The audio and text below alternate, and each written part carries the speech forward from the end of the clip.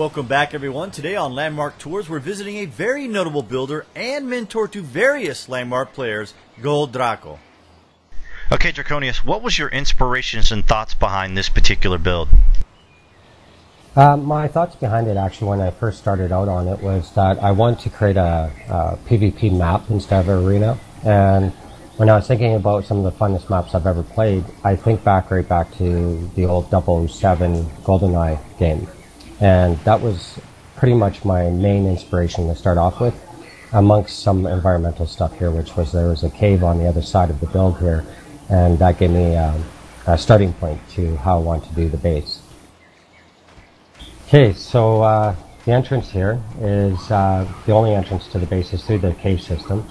Designed the cave system just to be a little bit confusing at first, but it leads to two sections of the build. And what we're going to do is start off at the very bottom of the base, and we'll take this cave system down where I have it leading out to the main cave area.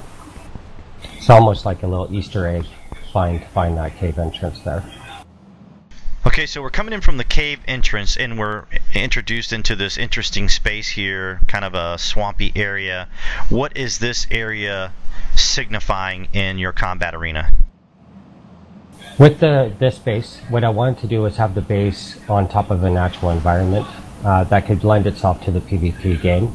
So the whole base is built on top of this cave system, and this is the main cave cavern.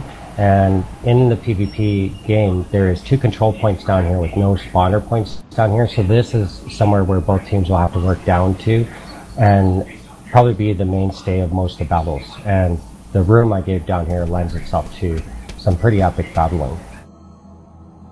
Now this is the area that is the main transportation between the cave and the upper base.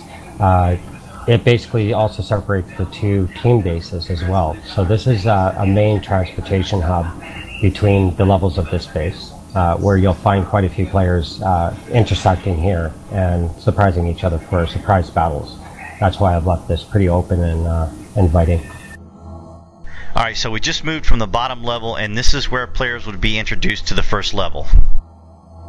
Correct. And coming up from the cave there, we come up to this, it would be the main level, and you can see the two different colored doors. One's gold, one's blue, signifying the gold team and the cobalt team. And this is where you'll see the first iteration of the separation of the two bases. Basically, each side is a mirror image, just color-coded towards the teams. Okay, Draco, as I look around, man, I see some very clean, elegant lines. Very reminiscent build of Shattari. I understand you guys are friends and started building together. Yep, correct. During Alpha, we hung out together, did a lot of workshops together, playing with shapes and stuff like that. I've constantly, and I'm a big fan of his work, always checking up on this stuff. So definitely Shattari was definitely rubbed off on me. And a lot of this build I could contribute to watching Shattari's work, for sure. Okay, so this is the main level of the Cobalt team side. The difference between this and the other side is the color coding. For example, this stripe on the floor, it's got a blue center with two gold stripes running down it. On the other side, we would see a gold center with two blue stripes. Same with these walls, the reverse color on the other side, gold on the outside, blue on behind. Same with the ceiling tiles. I did that for a visual for players to know what side they were on when they're running through the base. I try to keep it simple, and I also try to keep it so there's mental cues for the player to know exactly where they're in the base without getting lost and confused.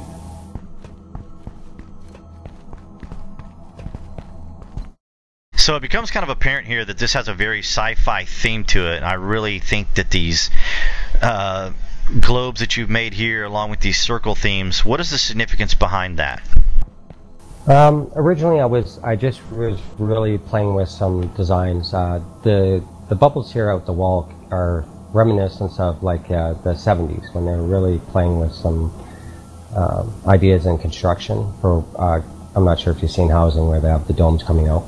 And then I had Spider was giving me a hand in the build with helping me along, and he likes to come in and then take one of my pieces and then incorporate it to other areas. And he came in and put the dome into the glass piece here and gave this nice look So it continues on, and it's great to have friends that can feel the style and work with you with it instead of working against it. So I think it really lends itself to the build.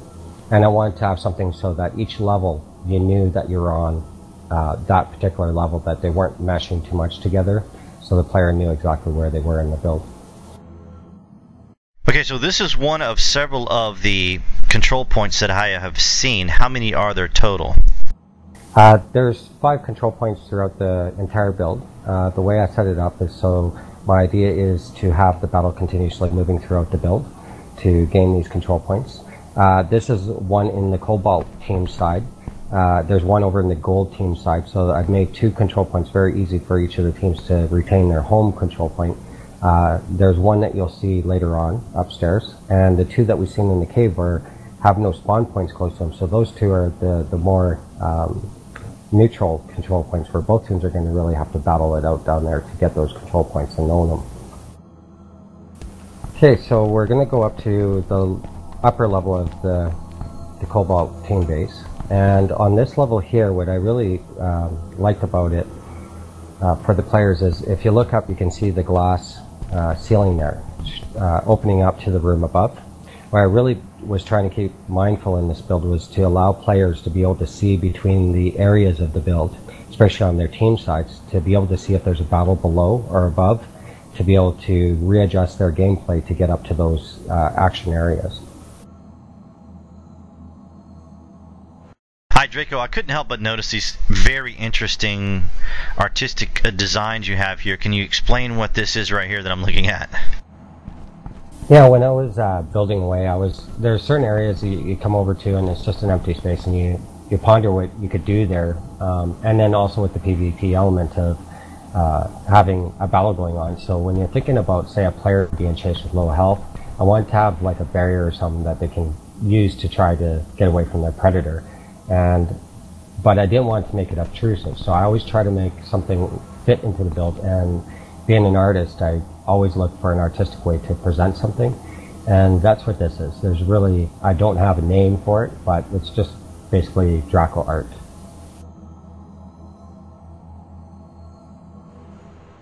Okay, so I'm going to take you up to the upper part of the base. This is the very upper floor of the base. I consider this like the control room area. Either the Cobalt team and the Gold team have an upper base here. This is where you can come across and then get a great view of the full arena below of your team side.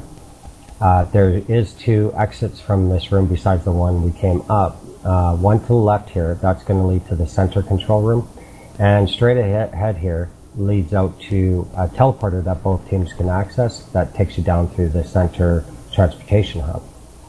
So we'll just go over here to this control room.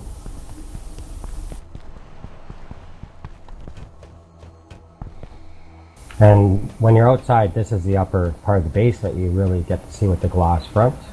The last control point is up, and it's centered off of both teams so that they both will have to fight for this one up here as well. And I want to make a quick note. Throughout the build, you've been noticing little terrariums behind glass. I have a good friend, Winterheart, which she's also known by Ketchy, and I consider her a prop master. And she's been so gracious to come in and help me prop out my PvP build. And this is some of her fine work right here. I really enjoy the work that she does, and she's really added the little bit of accent that this build needed with the props. Bring a natural feel to the sci-fi feeling of the build. Okay, and there's one final part of the build. It's hidden away into the center of it. Underneath the control room, we have the staircase, and it will lead a player down through the central ventilation shaft. What I designed this for is for that one player that likes to go to the rim of the map right away to get behind and flank the other team. This area in the center was designed for that purpose, for a player to come into here and work their way down to the bottom to get behind either the teams or to go support their team or what have you. So what we'll do is continue on down, and I'll show you the only one moving prop that I actually added to this whole build to try to keep it frames per second thoughtful. Okay, so now we made it down here to the bottom of the ventilation shaft. Now, I noticed as I was looking through the glass, it appeared as though those were accents along a wall, but the reality is they're actually causeway ramps coming down to the bottom of the ventilation shaft. Correct. And as you notice here too, at the very base, I really love the detail work I did there. What I like to do is try to draw the player into the build by doing little things like this. And with this build, I didn't use any lights nor any moving props but one. And the one moving prop is what you see there, is that rotating fan. And you can see it from above here. And if you're in the cave below, you see where that vent actually pops down below. So the player's mind feels like this is a real base. And all the mechanical systems actually are functionable and make sense to a player. So it draws them more into the map. Okay, now we're back at the lower level of the Cobalt base. As you can see here, there's a huge glass floor. This is actually a glass cylinder that goes right down and accesses the cave below. This I built in this way so that players up here can quickly get adjust below of the situation of combat down there around the control points. Each base has a glass surface to look down towards the control point that's directly below their base in the cave. And if they do see a battle there, I also have multiple ways into the cave system. One being right at the end of this hallway here, you'll see that there's these tubes. The tubes actually are quick drop down points from the main floor down, and from this level down to the cave system into where you can quickly get into the action on the control point. Okay, so now we're back down here in the first level, which is a very unique organic environment. Player made, which your handiwork is all over the place here, and it just looks so incredibly impressive. And it's worth mentioning that as I look at this water, you have extraordinarily clean lines. And I understand you did a class or was teaching people how to replicate this very clean design. Yep, correct. A couple weeks ago at the Curve, I taught out how to do this. What it is I had a problem when I was first trying to lay the water down here. I was trying to create bowls, per se, and lay the water in. And it was causing me grief because of the way the voxels react. So this was done with gem floor to give the different colors on the floor like we used to do for fake water before we got water. And then I deleted 2 voxel airspace underneath the entire cave and laid out roaming water voxels. For anyone that wants to learn it, just hit me up or come to the Curve on Saturdays. But it does lend itself to a really nice clean finish on the water transition to the shoreline. Okay, Dracos, without a doubt, this arena is set apart from many of the others. What was your idea behind this concept and design versus, say, some of the arenas that we've seen? When I was first seeing the PvP come in and stuff, I was excited for PvP. I wanted to do something towards it. I didn't start pre-building like a lot of other people before the PvP came in. I wanted to think about it and actually see the gameplay. What I first noticed is everybody's jumping around and building open-end arena, stadium-style PvP areas, and they look great, awesome for the game. We need that for the PvP. A lot of people like doing one-on-one and stuff like that. What I saw was there's a hole already starting to be created on the other side where we don't have these PvP maps. And for me, I also enjoy the other side of PvP, of the larger teams, control points, strategizing. And with those thoughts in mind, that's where I started the basis to this map. And that's what I consider this as a PvP battle map compared to your PvP battle arena. This takes a little bit more strategizing and moving around and figuring out what your other team is doing and being able to upset that. And I think that's where this whole map will play nicely into the PvP arena overall. All right, so as we wrap this up, is there anything that you wanted to let players know about? Perhaps what server you're on and biome, and any other little nuances about your arena? Yeah, for the location, easy to find. Just look up Gold Draco 13 in the gallery. It's called The Base.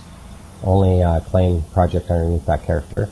It's located on Courage Spring, right near the coastline in the Bay of Draco, as I call it.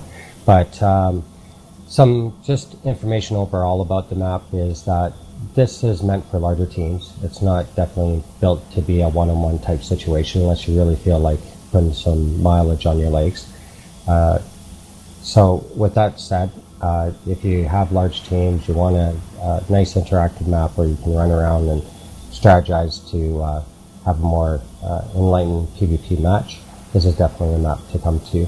And hopefully everybody enjoys it. I'd love some feedback. I believe that this arena is never finished, so any feedback will be incorporated to make this better and better as we go on. And if this is successful, see more maps like this down the road from you. Alright, so now in closing here is we're looking at the map. Some people may get the impression that your arena is really small, but in the reality, it's not. Yeah, and it's that was something I really want to. I always look to try to create a feeling in a player, and one feeling about this arena I really want to come across is when a player comes here for the first time, they're going to walk up onto the build, and it's not going to look that imposing. But once they come into the build and start to explore the build, I really want them to get that, oh my god, type feeling. And I'm hoping that that comes across to everybody that comes over just to visit this build if they don't happen to get to play a PvP match in here. The other evening, my guildmate and fellow insider Evol was battling it out in Draco's arena. You can catch Evol's Twitchcast and YouTube channel information in the published section below. A big thanks for Dracos for his hospitality and for the opportunity to visit his amazing build. Be sure to hit that like button and subscribe for future Landmark news.